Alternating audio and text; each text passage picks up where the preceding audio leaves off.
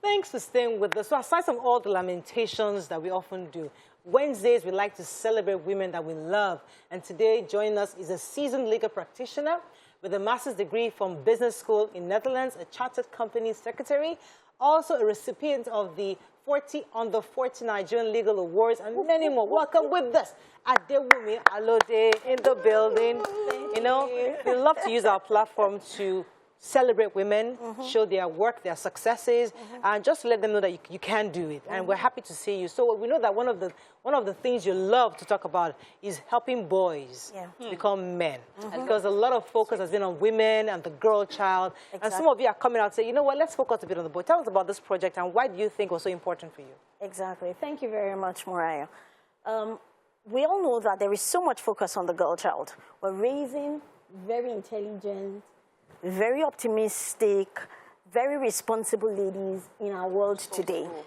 I mean, there is a lot of attention on the girl child. From school, at home, in the society, there is so much conferences, summits, and programs for the ladies. But how about the men? I mean, for me, that is a major challenge that we need to pay attention to. The United Nations Sustainability Development Goals talks about gender equality. But when you look at it, the gender equality is actually focused on the girl child. Do I have an issue with that? No. However, it's gender equality. So we need to ensure that there is a balance as we speak about the girl child to also raise the boy child. There is this mindset that I think has, you know, lasted for so long that boys will just naturally grow to become men. Well, you're a lawyer. Well, You're a lawyer. How did you get into this conversation? Yes, by virtue of what is happening in our society, by virtue of what I have seen, by virtue of the fact that we have a lot of beautiful ladies, intelligent, who are in positions of great influence. But one of it is the fact that if you ask them, if you speak to them, they have this hurt in them. It's either their father, it's either their brother, it's either their husband, you know, is not doing well, is not up to par in terms of his responsibility or who he is as a man. And so that is, I mean, as much as we're women and we're doing well and we're shattering the glass ceilings, we also want to see our sons, we also want to see our brothers doing well as well. Look at the society today, apologies. On the streets, you see a lot of young men who are mentally ill. Betting houses are everywhere. And when you look at it, the brim. Young boys, the future of our nation, the future of the world, are going into such places. Betting away their lives. Betting away lives. So these are some of the reasons why. I mean, I feel that it's time we call a lot of attention to it. And it starts from all of us. It starts from the home. It's nobody's responsibility. It is our responsibility. Just the way you have started a program to encourage women. I mean, you don't know me, but you heard about me, and then you invited me. The same way, it's going to encourage more women. And so I believe that if we do the same for young men, in fact, a lot of them are looking for their identity. Who are they as men? At the adolescent age, they want to ask questions, but there are nobody to answer those questions for them. Who do they see? They see the stars, okay, who are famous by virtue of entertainment, but is that all that defines a man? Is it the financial status of a man that defines him? Or is there much more? So what is my purpose as a man? What is my goal as a person, as a man that I am becoming? So, I'm happy. I always enjoy conversations around boys and men because I only have boys to men. I'm a mother of boys, you know, and I feel that there is a huge opportunity because when we raise the children, they have to marry men. Our girls would marry what kind of men we did not raise. So they will now have to manage and deal with the result of our not paying attention to them. But I want us to, in delivering value to our audience, what are the key key values that we should impute into our children per time? And I want to concentrate on the men. What have you seen as the struggle boys face, that the characteristics that can help them overcome those struggles and we put it in them early enough? Very good. Thank you very much. Permit me, I like to always quote, the train up a child the way he should go, and when he grows up, he will not depart from it. There is also a scripture that also says that when you sit, when you stand, when you eat, when you sleep, speak to them. Now, just the way you speak to a girl child, you will grow up to become a mother. You will grow up to become a wife. You need to do this. We need to also communicate with the boy child as well. The expectations that he will grow up, he will marry, he will walk, he will live in a society, he will lead, he will take political positions. That's deliberate. So, what is expected of you? You need to talk about it every day. Wow. That discussion is not a one-off. You are a boy. You need to have a vision. Who do you see? Who are you seeing? And you need to... Sorry. Honestly, for me, as early as possible. I have We a need to start having 9-year-old that boy. conversation with our kids. I have a 9-year-old boy, and I do this for him as far back as when he was 7. Wow. Boluwaga, who do you see? Who are you? Who can you see in the future? And so we chatted it, and then I pasted it in his room. And once in a while, I will call him and say, who do you see? And sometimes when he misbehaves, I also call it out again to say, who are you seeing? You are seeing a responsible man, a responsible father. There was a day his father went out and he didn't come back on time. And, you know, he was a bit worried. Oh, where is daddy? I want to see my dad and all of that. And I said, father's work. That is what your dad has gone to do. He works to provide for the household.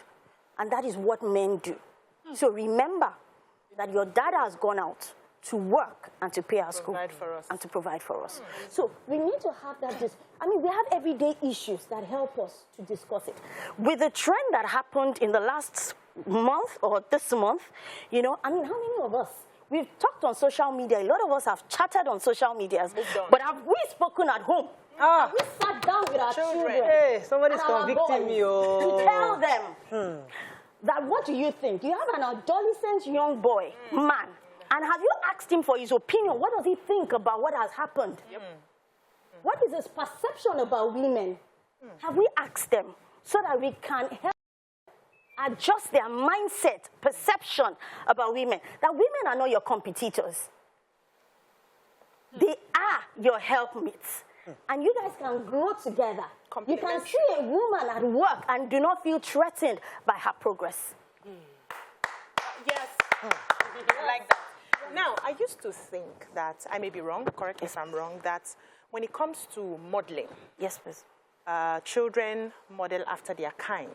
And so, you know, when we have this conversation with girls, it's the women that champion it. I'm the one that is reminding my daughter, you have to take care of this, you're a girl, you're that.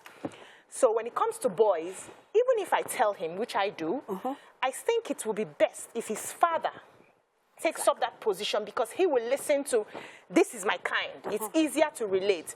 How are you collaborating with men to pass this message to young boys? Thank you very much. In the month of March, we had our first Young Men's Summit, where I had an all-men's panel.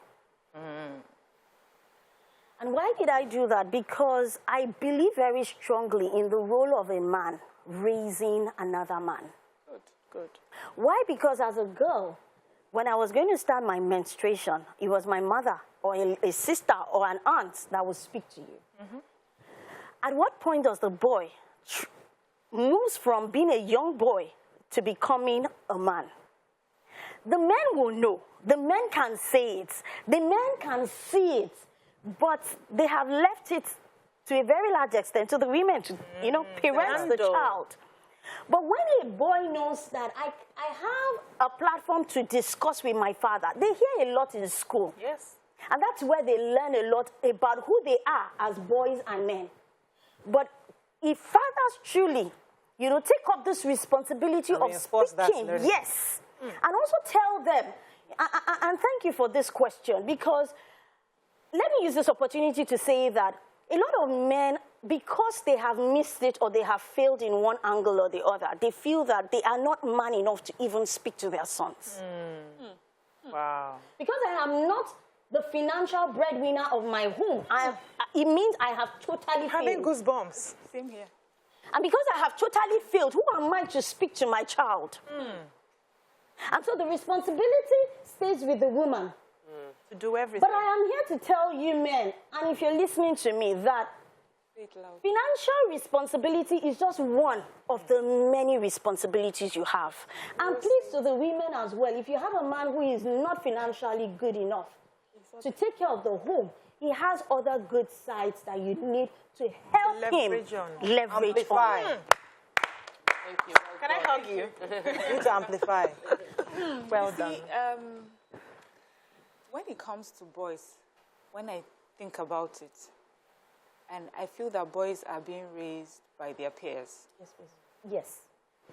A girl child, I mean, I feel that our generation is trying to do different, but a girl child, she knows that she must wake up early because you have to get food ready for your family when you get older. A girl understands that she needs to keep her environment clean. She understands that she needs to groom herself if she wants to get the attraction of the man that she will end up with. But the guy is just born and allowed to be, and then when he gets to school or gets to that age, his peers will now direct him on what a man is. Usually would even hear, the first time I had a drink, I had it with my father, but before that drink, there may have not been any serious conversation. So I learned to drink from my father. I learned to hang out at night from my father. You know, I learned from the male influence in my life, you know, we would do this. Because in their way, the men feel that in their own way, that's when to come in. Or when the boy is reaching adolescence and he starts talking to girls, that's when the men come in. But now you're telling us the men must come in very early from the beginning. Yes, please. And many families will tell you that they're struggling with that now. Fathers do not. They'll tell you, my father didn't raise me that way. We hardly spoke. When he appeared in the living room, we all disappeared. Yeah. So how? I'm a wife now and a mother in my home, or somebody else watching, thinking, when do I start with my husband to encourage him to take a more involved role in my son's life at this young age? Can you compliment and affirm your men? Because you see, if we as women do not compliment and affirm them of their importance. Husbands? Yes. Oh, right. If they do not even understand that I as a mother, as the wife, appreciate you, and I know the importance of you as a father and as a husband, as the head of this family, and the impact that your presence and the words that you speak makes in the life of my children, if I am not doing that, the man may not see it. Like I said, a lot of them are focused on the financial aspect. Yeah. But they are not seeing the other aspect. Why? Because it seems as if we are not calling it out. It seems as if the society has said, if you don't have money, you're not a man. So the women, we as women, because we really need to help them, and that's what I have looked at. We really need to help them. We need them to speak. We need them to look beyond their faults, their weaknesses, their issues. And then again, if they think that they have some certain issues, they can actually get mentors. We need to start encouraging men to have mentors. We are older. And yet, as women, we have mentors. Yes. Somebody has raised a 16-year-old boy ahead of me. And so I talk to you. So how did you do it? Yes. My son is exhibiting this kind of traits. What can I do? What did you do in your own time? And so they share. As a woman, you share. The same thing I expect. I'm going through financial issues at home. I am going through issues with my wife at home. I should be able to speak as a man to another man. And let's not be ashamed. The men really need platforms to talk. Let me I have to go on a quick break because Yes, please. you said something that was, something that was quite profound. I think, and I don't want to miss it. What she said, as in, how do we help the men? Yes. And I think what you said, which was important, the fact that we need that affirmation. Yes. We need to cut that, because I cut that. We as wives must show that affirmation continuously to our men, because the children see that. Yes. And they realize, okay, yes, daddy might not be financially stable, but he's needed, he's admired. And even if he's not financial, there are other things. This is still daddy. This is still the father. Oh my goodness, that's Before I I will come back to you. Hold it. I'll come back to you. Stay with us, we'll be right back.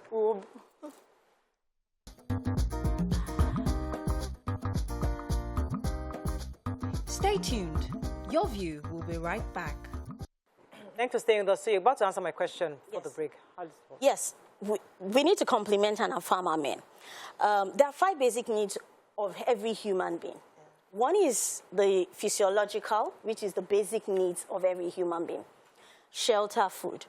But we also have the emotional needs, the self-actualization needs. We have the safety needs as well. Men need to fit in not just into the financial, but into the safety, the emotional, the self-actualization, and, you know, the self-esteem needs of. I heard the story of some girls. Their father was an alcoholic. Now, that is not to say I'm in support of that. But years after, the daughters actually said, they heard something about their dad, and they said, that is the best father they ever had and they would ever have. An alcoholic. And when they were probed further, they said, our dad provided us with safety. He provided us with emotional stability. He provided us with self-esteem.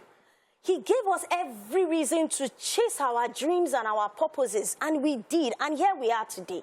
We are proud of him. Yes, he had his challenges, but obviously they weren't seeing his challenges. They saw the good side of him. They saw how he related to them. Exactly. And so, which takes me back to this. We need to stop saying, oh, he's a drug addict, or he is not meeting financial needs, or there are many That's just more, one of the roles. Out of the 5 roles. He's saying this on this table for a long time. That doesn't make him, yes, it's just one role. It's just one.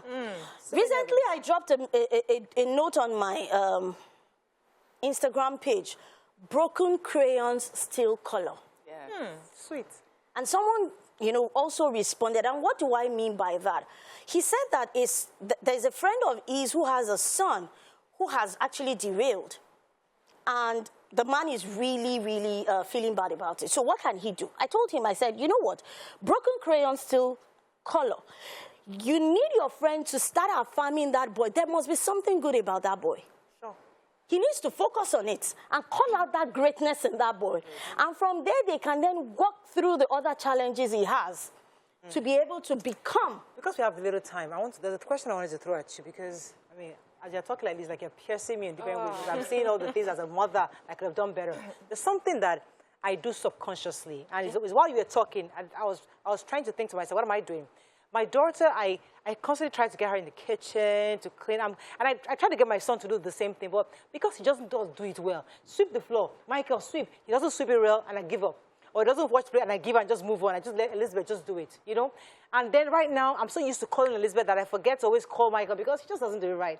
But the truth is that I'm supposed to make it equal so that they see that they are equally responsible. But now, and it's not a girl's job. But I just fall into that trap because it's just easier calling the girl. She just gets it right. How do we not fall into that trap? How do we do it? First, I'd like to quickly clarify something. Raising domesticated boys does not mean that they are responsible. Yeah. Hi. Please. Oh my God. Hi. Let's get that very clear. Say it again. Say it again. Cook, clean, wash. It does not mean that he's responsible. Back down. Responsibility goes beyond being domesticated. We are women, we cook, don't we? We sweep, don't we? We wash, don't we? But beyond that, what does it mean to be responsible? To take ownership. Responsibility. To be accountable. Yes. To know what to do at the right time. To know that this is what I am expected to do per time. I have a vision, I have a purpose, and I am working towards it. I may fall, I may have challenges, I may have difficulties, but I'm not going to stay there. I'm going to rise, and I'm going to, you know, get help. To follow through. To follow through. So please, I mean, I've heard a lot about this, raising boys and talking about cleaning, housing. It's just one of the many things. It is not it. Madam, even one thing.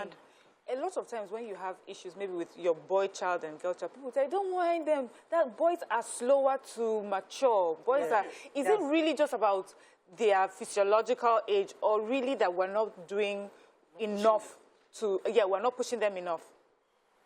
Ask yourself this question: what is different between the young boys who are all just boys at home and do the work, and the boy who has a sister at home?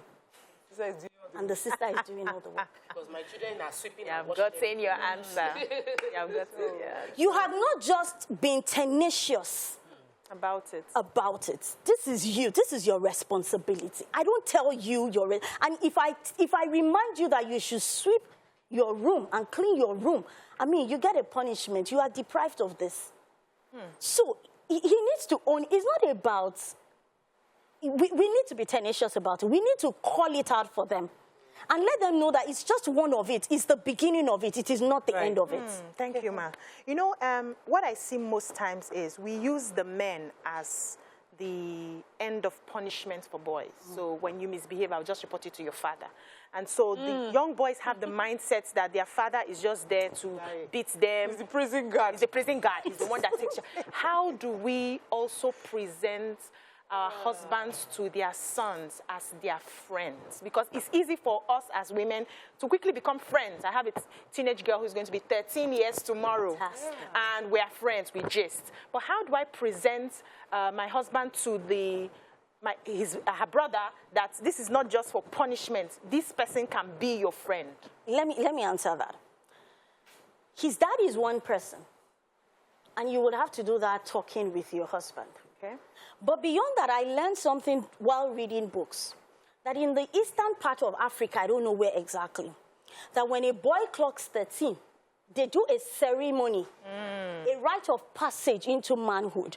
And what happens is his uncles, his brothers, his father's friends, they all sit around him. I mean, people come. Write it down. Yes. People come, his aunties, they all come. But at a point in time, it's like the head of the house just winks at the women. And all the women disappears. And he's now left to the boy and his uncles and and then they start to talk. Welcome to the world of man. This is sweet. I love this. So the father says, look, you will experience wet dreams. We've all experienced it. It's not a new thing. You see, this is your uncle. He used to smoke. He was a stupid man. But now his back. Head is back. Oh, it's not back because... Let him tell you that there is nothing in that smoking. Good. So people share their failures, their experiences with him, and then they tell him, look, whatever you hear outside, you have people in-house to confirm and check it with. This is deep. So you cannot afford your peers to teach you outside. You have this When pride. you have this, who have gone ahead of you, who have been 13 before. I am 40. You are 13. So I have been 13 before I became 40. Hey, time has gone. Oh. That should not go. Time has You're going to come back on this show. 56. We have to wrap up. But Madam, we'll bring you back. We'll bring you back. We have to come We have back. to. I always have this If we have experience. seen You bring me you back. before, we would have brought you quickly at 10 o'clock at telling you. halftime. I'm so sorry. Sorry. Thank you very much for joining us. We love you. Thank you so much. you. We'll support this. you The so ladies will be happy to support this. Anyway, Any just that of conference going on, we'll talk about it. We'll Thank just you. push it the best because Thank you we so have to get this message out there. Yeah. Thank you. God bless you. Thank you so much. Wow.